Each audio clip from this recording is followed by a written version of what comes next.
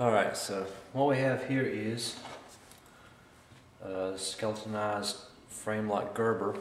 Sorry, out of camera. Don't know if you can really see that, but let's see, the frame has distorted and is pretty much junk. You can't really do anything with it. It's pretty much trash. So what we're going to do is we're going to take that one and fix this one, because this one, the screw and the blind nut that actually holds the blade in come apart and is lost. So it's an easy way to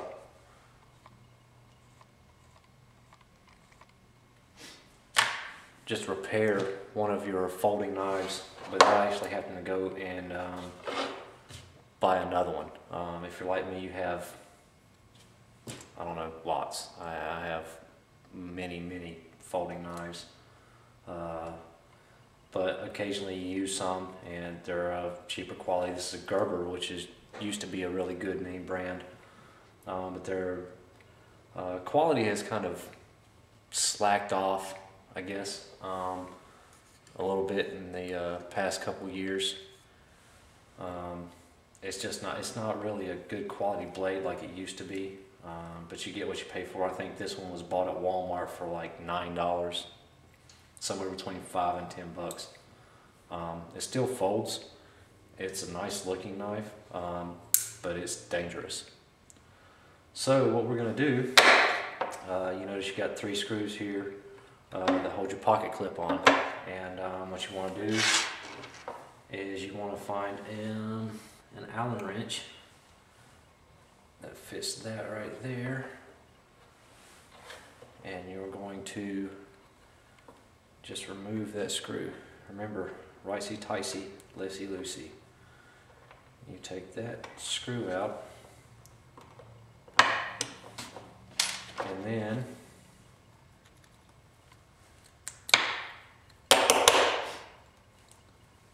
what we're trying to get out is that right there. Don't know if you can see it. It's just a little piece. That's your blind nut. Sometimes if you take this bolt's really small. If you take the bolt and just kind of push in on it, it'll pop it loose. Almost there. Tell you what.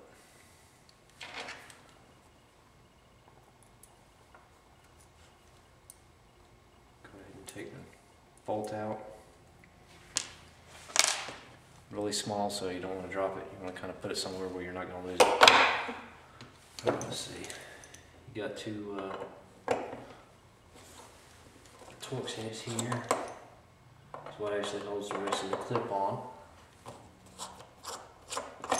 You want to take those off. There you go. Another really small bolt / screw. Just goes for the pocket clip, which, you know, it's nice trash, so we're not going to be using it again anyway. Now you have it pretty much loose.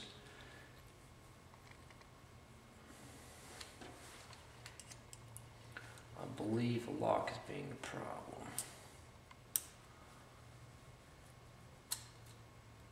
There we go.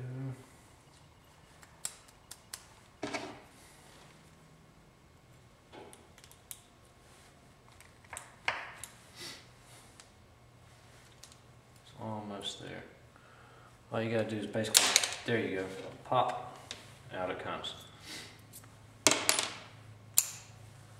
It probably wouldn't have been that big of a deal, like I said, if the skeletonized frame, you got 2 Teflon washers.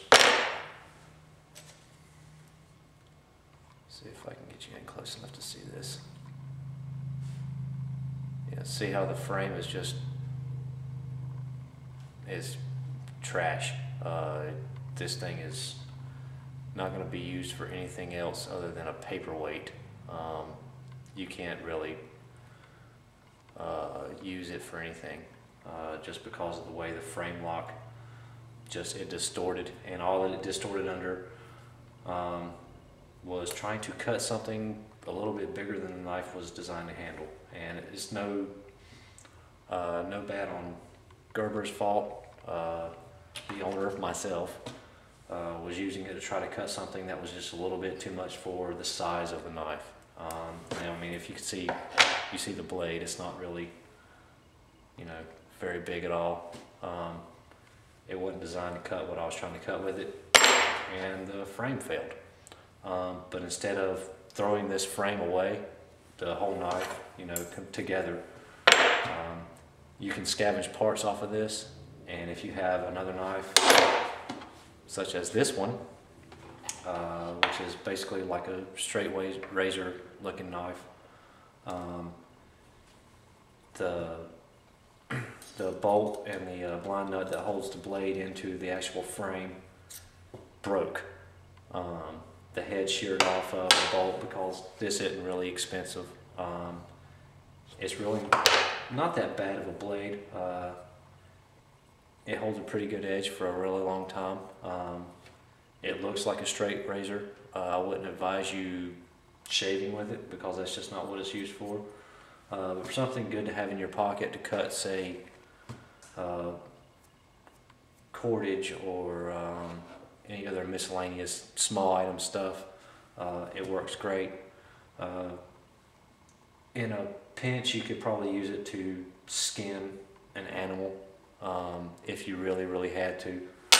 It holds a good edge. It's not really, it doesn't dull real quickly, so that's not worry. But like I said, it was cheap, and the actual head off of the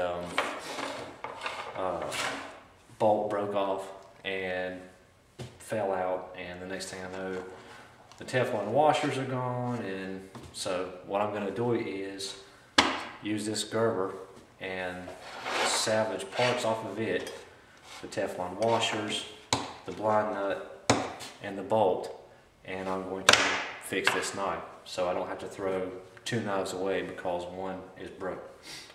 So what you want to do is you want to take your blade and you sit in there and you've got a hole, and that's where your,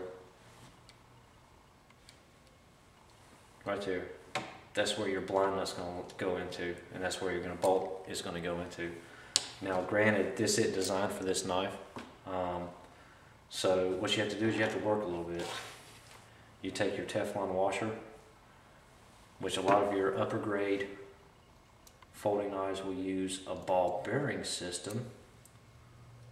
And I'm not going to get into the manufacturers because if you're in the knives, you know which manufacturers those are. But you get one Teflon washer in. I don't want to use it yet. Drop your little screwdriver over. You got one Teflon washer on one side. Now you get your other Teflon washer on the other side. And the only reason you need these is because if you didn't have your Teflon washer, it's basically like a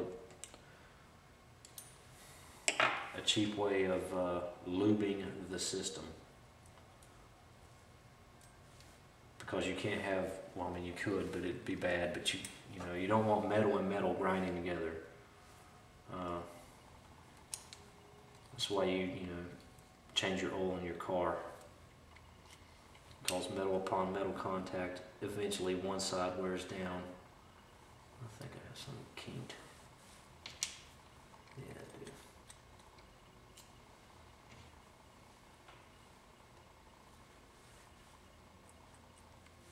Then you pop a piece in,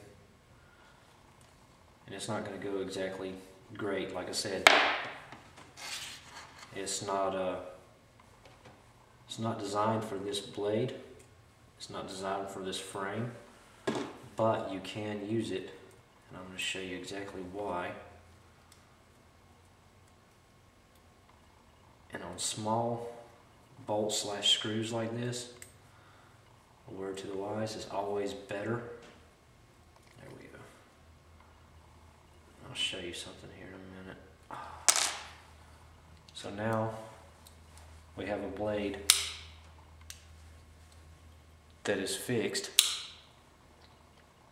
that before was basically trash, and it's tight, so you can't wrist flick it.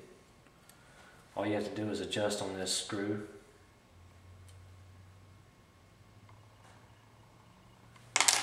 You never want to go too much, always just enough.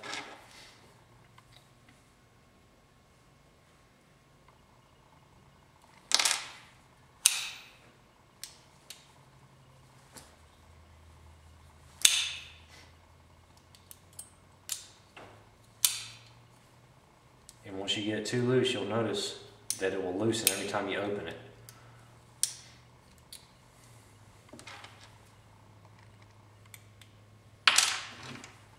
So on a knife like this, which isn't really intended to be wrist flicked, you want to keep it kind of secure.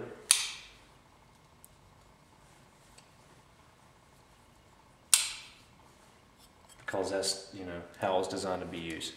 It's not designed to wrist flick open. It's not designed to pop open. That's what this is for. Wrist flick, and it opens. You have certain assisted open knives that still have to have that wrist flick, and then you have others you just push the button, it pops open. This isn't really like that. Notice there's no thumb stud. That's what that's for. It's got that extended on the end of it to open it one-handed. Like I said, this isn't really like a an everyday carry defense knife. It's just a good all-around sharp blade for cutting, you know, paper or tape or opening boxes, or in a pinch if you really need it to. Yeah, you could slice someone's guts open with this. I don't advise it. If you want a knife for doing something like that, get a different knife.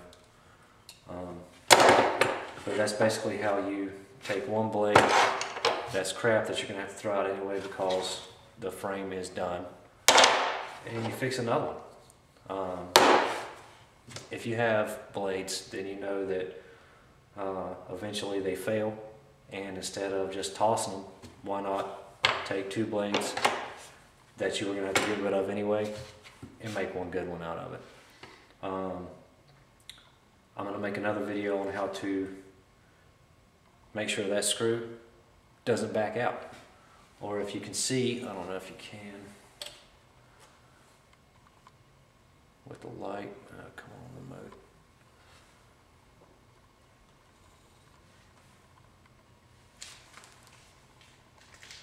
Yeah, the light's not going to work for me. There is one of the scale screws is out of this one. I'm going to make another video on how to make sure that that doesn't happen and that bolt doesn't come out. So until next time, thanks for watching.